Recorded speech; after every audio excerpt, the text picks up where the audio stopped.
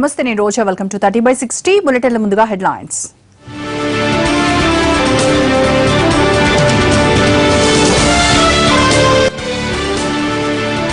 వచ్చే ఏడాది నుంచి జూనియర్ కాలేజీల్లో మధ్యాహ్న భోజనం 8200 టీచర్ పోస్టుల భర్తీకి గ్రీన్ సిగ్నల్ వచ్చిందన్న కడియం.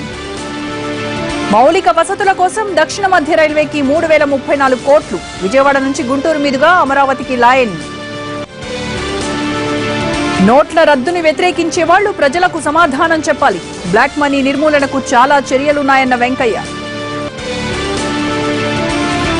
3-4 రోజుల్లో జనరల్ వార్డుకు దాసరి. ఆరోగ్యం నిలకడగా ఉందన్న కిమ్స్ వైద్యులు.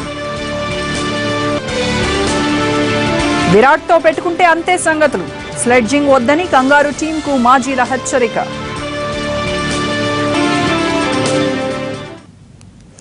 దక్షిణ మధ్య రైల్వే పరిధిలో మౌలిక వసతుల కల్పనకు బడ్జెట్లో 3034 కోట్ల రూపాయలు కేటాయించింది ప్రభుత్వం.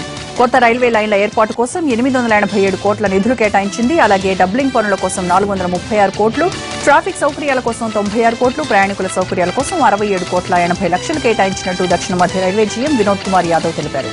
ఆంధ్రప్రదేశ్, తెలంగాణలోని 4 రైల్వే లెవెల్ క్రాసింగ్లకు 19 కోట్ల రూపాయల బడ్జెట్ కేటాయింపులు జరిగాయి. విజయవాడ నుంచి గుంటూరు మీదుగా అమరావతి వరకు 106 కిలోమీటర్ల రైల్వే లైన్ నిర్మాణానికి 2680 కోట్ల రూపాయలు మంజూరయ్యాయి. అలాగే రాజమండ్రి యార్డ్ అభివృద్ధికి 27.2 కోట్లు బడ్జెట్లో కేటాయించింది కేంద్ర ప్రభుత్వం.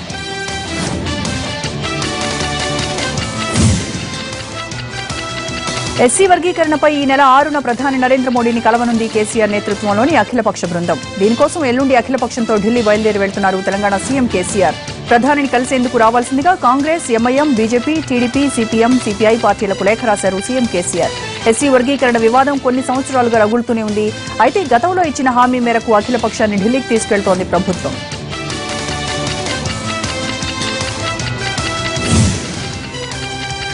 ఎస్సీ వర్గీకరణపై 6వ తేదీన ఢిల్లీకి అఖిలపక్షాన్ని తీసుకెళ్తానని సీఎం కేసీఆర్ ప్రకటించడంపై హర్షం వ్యక్తం చేశారు ఎంఆర్పీఎస్ వ్యవస్థాపక అధ్యక్షుడు మందకృష్ణ మాదిగ. ప్రజా ఒత్తిడికి ఎవరైనా దిగిరాక తప్పదన్నారు. వర్గీకరణపై అఖిలపక్షాన్ని ఢిల్లీకి తీసుకెళ్తామని చెప్పి టీఆర్ఎస్ ప్రభుత్వం ఇప్పటివరకు కాలయాపన చేసిందని మందకృష్ణ మండిపడ్డారు.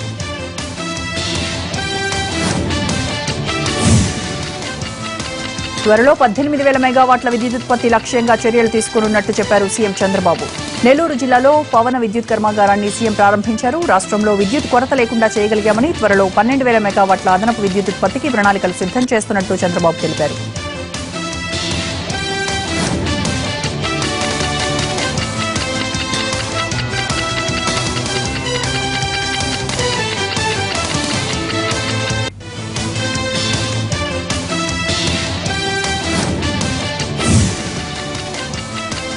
కడపలో పర్యటిస్తున్న వైసీపీ అధినేత వైఎస్ జగన్ పార్టీ నేతలతో సమావేశమయ్యారు. స్థానిక సంస్థల ఎమ్మెల్సీ ఎన్నికల నేపథ్యంలో స్థానిక సంస్థల ప్రతినిధులకు దిశానిర్దేశం చేశారు. నిన్న ఇడుపులపాయలో 5 నియోజకవర్గాల ప్రతినిధులతో సమావేశమైన జగన్ తాజాగా మిగతా 5 నియోజకవర్గాల నేతలతో కడప జయరాజ్ గార్డెన్లో భేటీ అయ్యారు. బాబాయ్ వివేకానంద రెడ్డిని పోటీలో దింపుతుండటంతో ఆయన విజయానికి తీసుకోవాల్సిన చర్యలపై చర్చించారు.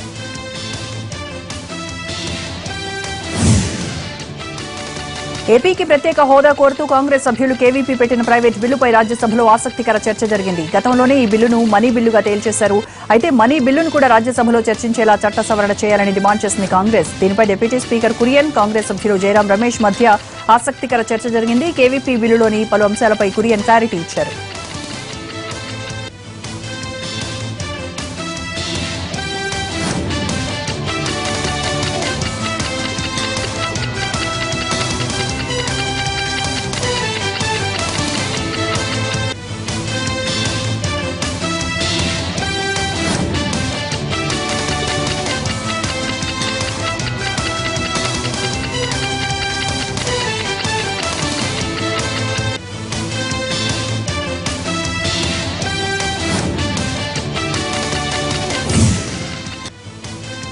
కాంగ్రెస్ ఎంపీ కేవీపీ ప్రవేశపెట్టిన ప్రైవేటు బిల్లును ముంచేయడంలో కాంగ్రెస్, బీజేపీ ఎంపీలు ఇద్దరికీ పాత్ర ఉందన్నారు టీడీపీ ఎంపీ టీజీ వెంకటేష్. రాష్ట్ర విభజన సమయంలో ఏ రకంగా ఏకమయ్యారో బిల్లును ముంచేయడంలో కూడా అలాగే ఒక్కటయ్యారని మండిపడ్డారు. జీఎస్టీకి, హోదాకి ముడిపెట్టి ఉంటే ఖచ్చితంగా ఏపీకి స్పెషల్ స్టేటస్ వచ్చేదన్నారు టీజీ. ప్రత్యేక హోదా మీద లోక్సభలో తాము ప్రైవేట్ మెంబర్ బిల్లు ప్రవేశపెడితే దాని గురించి చర్చించాల్సి వస్తుందని, అకారణంగా సభను వాయిదా వేశారని ఆరోపించారు. YCP MP YV Subbareddy. అయినా హోదాపై పోరాడతామన్న ఎంపీ సోమవారం మరోసారి సభలో పట్టుబడతామన్నారు. మరోవైపు హోదా నిరసనల్లో పాల్గొనేందుకు విశాఖ వెళ్లిన జగన్ను విమానాశ్రయంలో అడ్డుకున్న పోలీసులపై కూడా చర్యలు తీసుకోవాలని స్పీకర్కు కంప్లైంట్ చేశామన్నారు సుబ్బారెడ్డి.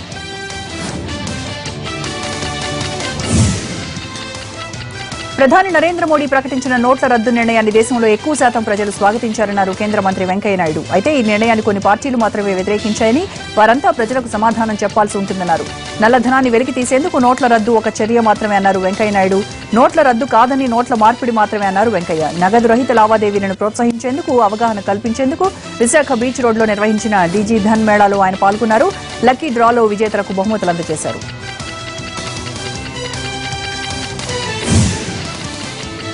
అన్ని రంగాల్లో మహిళలకు ప్రాధాన్యత కల్పించడమే తమ ప్రభుత్వ ధ్యేయమన్నారు AP assembly speaker Kodela Siva Prasada Rao. Women పార్లమెంటేరియన్ల సదస్సు నేపథ్యంలో విశాఖలో పలు రంగాలకు చెందిన మహిళలతో కోడెల సమావేశమయ్యారు. ఈ సదస్సులో జాతీయ మహిళా సాధికారతపై దృష్టి సారిస్తామని కోడెల స్పష్టం చేశారు.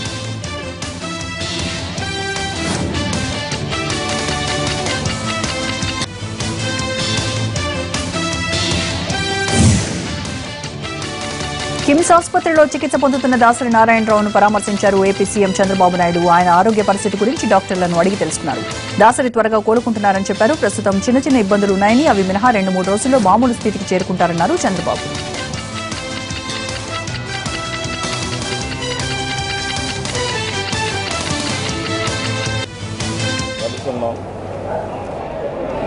నేనంటే చాలా అభిమానంగా ఉంటారు.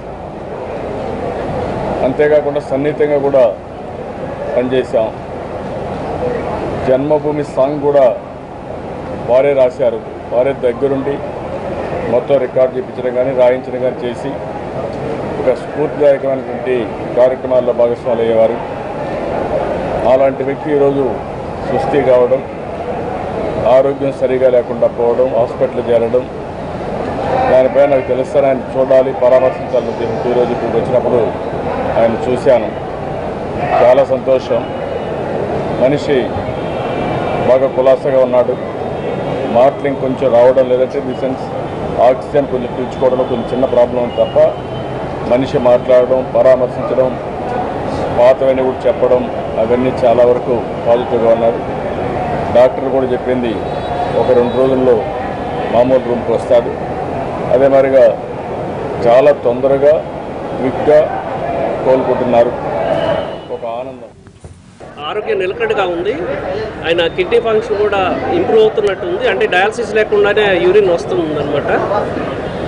అలాగే ఆయన లంగ్ ఫంక్షన్, ఆయన ఓన్గా బ్రీత్ చేయకపోయినా కానీ వెంటిలేటర్ సపోర్ట్తో ఆయన లంగ్ ఫంక్షన్ కూడా నిలకడగా ఉంది. ఆయన రికవరీ ఫేజ్లోనే ఉన్నారు. ఇప్పుడు వరకు ఆయన ఆరోగ్యం నిలకడగా ఉంది. ఇంకా 2-3 రోజులు కూడా వెంటిలేటర్ సపోర్ట్ ఇచ్చి ఆయన కిడ్నీ ఫంక్షన్ మరింత ఇంప్రూవ్ అయితే కనుక ఆయన్ని కంప్లీట్గా, అంటే ఇప్పుడు ట్రేకియాస్టమీ అనే దాని మీద ఉన్నారు. తర్వాత ట్రేకియాస్టమీ కూడా మెల్లిగా తీసేయడం జరుగుతుంది.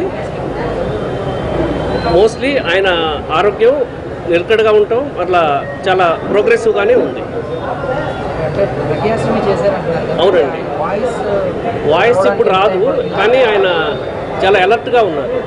జనవాడికి అప్పుడే కాదండి, ఆయన ఇంకా మనకి ఇన్ఫెక్షన్ కంట్రోల్ అయినట్టే సూచనలు కనిపిస్తున్నాయి. ఎందుకంటే మిగతా పారామీటర్స్ అన్నీ బాగానే ఉన్నాయి అన్నమాట.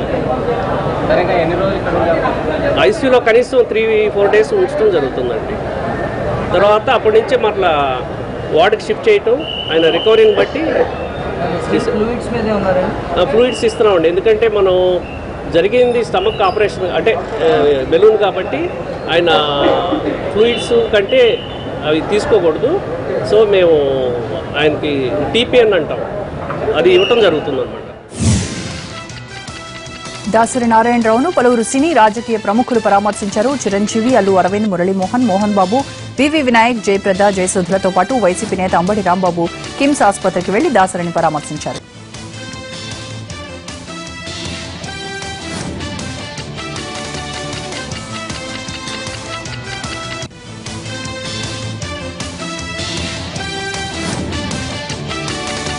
దాసరి నారాయణరావు గారిని చూశారు. చాలా హుషారుగా, ఆరోగ్యంగా ఉన్నారు. ఇది చాలా మంచి పరిణామం. ఆయన వెళ్ళగానే ఆయన వెంటిలేటర్లో ఉండబట్టి మాట్లాడలేకపోతున్నారు. కానీ పెన్ను ప్యాడు తీసుకుని ఫస్ట్ అడిగిన క్వశ్చన్ స్కోర్ ఎంత, ఖైదీ నెంబర్ 150 సంబంధించి స్కోర్ ఎంత అని అడిగారు. ఈ సమయంలో కూడా ఆయన ఆ సినిమా గురించి అడగటం, దాని కలెక్షన్స్ గురించి అడగటం తెలుసుకుంటే మాలో ఎనలేని ఉత్సాహం వచ్చింది. ఆ తర్వాత క్రాస్ ఇంత చేసింది, షేర్ ఇంత చేసింది అని అదే దాని మీద రాయడంతో ఆయన ఒక వండర్ఫుల్ గెస్చర్ ఇచ్చారు. మీసం మెలిపెడుతూ చూపించారు. దీన్ని బట్టి మీరు అర్థం చేసుకోవచ్చు. ఆయన విజయ సంకేతం కూడా చూపించారు. ఇలా చూపిస్తుంటే ఆయన ఎంత హుషారుగా ఉన్నారో మీరు ఊహించుకోవచ్చు. కాబట్టి ఆయన ఆరోగ్యానికి ఏమాత్రం ఢోకా లేదు. గురువుగారిని దాసరి నారాయణరావు గారిని చూడటానికి వచ్చాను. వాళ్ళు వెళ్ళి చూసి వచ్చాను, వారితో కలిశాను. ఆయన్ని వాళ్ళ బెడ్ బెంచ్ కూడా దిగి కుర్చీలో కూర్చున్నారు. బాగా హ్యాపీగా ఉన్నారు. అయితే డాక్టర్లు గారు ఎక్కువ మాట్లాడొద్దు అని చెప్పారు. అందుకని అన్ని సైగలతోనే చెప్తూ ఇలా అని చెప్పి అన్నారు. చేయి షేక్ హ్యాండ్ ఉంచుకొని చెయ్యేది నొక్కారు. బాగున్నారు. టైం ఎంత అయిందని అడిగితే పలానా అని చెప్పాను. డాక్టర్ గారు కూడా అన్నారు కిడ్నీ పెర్ఫార్మెన్స్ చాలా బాగుందండి, క్రియాటిన్ లెవెల్స్ కూడా బాగా తగ్గుతున్నాయి. ఇప్పుడు 2 ఉంది. నెక్స్ట్ రేపు ఎల్లుండిలో 1 వచ్చేసిన తర్వాత రూమ్కి షిఫ్ట్ చేస్తాము. యాసిడ్గా అన్నీ బాగున్నాయి, నార్మల్గా ఉంది, ఎవ్రీథింగ్ బాగుంది అని చెప్పారు. కాకపోతే ఈ 2 రోజులు కూడా ఎక్కువ మాట్లాడకుండా ఉండటం మంచిది. మాట్లాడకుండా ఉంటే ఆ లెవెల్స్ అవన్నీ కూడా పర్ఫెక్ట్గా మెయింటైన్ చేస్తాయని చెప్పి అన్ని రకాలుగా బాగుంది. అందరూ కూడా కాన్ఫిడెంట్గా ఉన్నాం. చాలా సంతోషం. గురువు గారు దాసరి గారి ఆరోగ్యం ఇప్పుడు బాగా కోలుకుంటున్నారు. ప్రజల దీవెనలు అలాగే భగవంతుడి యొక్క ఆశీస్సులు ఉండడం వల్ల ఆయన బాగా అయ్యి ఆరోగ్యంగా అయ్యి త్వరలోనే బయటకు వస్తారు. క్రిటికల్గా ఉండి ఆసుపత్రిలో చేరారు. ఆయన పరిస్థితి చాలా మెరుగ్గా ఉన్నది. ఒక 2-3 రోజుల్లో ఆయన తిరిగి ఇంటికి కూడా వెళ్ళే అవకాశం ఉన్నది. ఆయన ఆరోగ్యం పూర్తిగా కుదుటపడినట్టుగా వైద్యులు చెప్పారు. ఏ విధమైన ప్రమాదము లేదని కూడా వైద్యులు చెప్పారు. చాలా సంతోషం. ఆయన 10 కాలాలు ఏదైనా మన చేతుల్లో ఉండదు. మనం ఏదేదో ఊహించుకుంటాం. అంతా భగవంతుని ఆశీస్సులు. మనందరం అమ్మ నాన్నను ఎలా నమ్ముతామో అలా భగవంతుని నమ్ముతాం, డాక్టర్ని నమ్ముతాం. వైద్యో నారాయణో హరిని మీరు అన్నారు. డాక్టర్ భాస్కర్ రావు గారు కిమ్స్ హాస్పిటల్, ఆయన 2 రోజులుగా నాతో వచ్చి మీతో ప్రజలతో కూడా మాట్లాడారు. అద్భుతమైన హాస్పిటల్లో అద్భుతమైన డాక్టర్స్ అంటే ప్రతి ఒక్కరూ ఇంట్రెస్ట్గా చేయబట్టి ఆయన బ్రతికి బయటపడ్డాడు. అదంతా భగవంతుని షిరిడి సాయినాథుని ఆశీస్సులు. నేను షిరిడీకి వెళ్ళి ఈరోజు వచ్చాను. మార్నింగ్ చూశాను, ఉదయం నుంచి ఇక్కడే ఉన్నాను. మీ అందరూ తెలుసు. Is all right. మీ అందరి blessings. He became all right. ఏదైనా ఇంకో 3 or 4 డేస్లో బయట వచ్చేస్తారు ఆరోగ్యంగా. హాస్పిటల్ యాజమాన్యం, కార్మికులు అంటే నర్సు దగ్గర నుంచి బాయ్ దగ్గర నుంచి ప్రతి ఒక్కరూ అత్యద్భుతంగా మనసు పెట్టి కోఆపరేషన్ చేశారు. వాళ్ళందరికీ నేను దాసరి నారాయణరావు గారి బిడ్డగా ఆయనకు మీ అందరికీ వీళ్ళందరికీ ధన్యవాదాలు తెలియజేస్తాను. Thank you.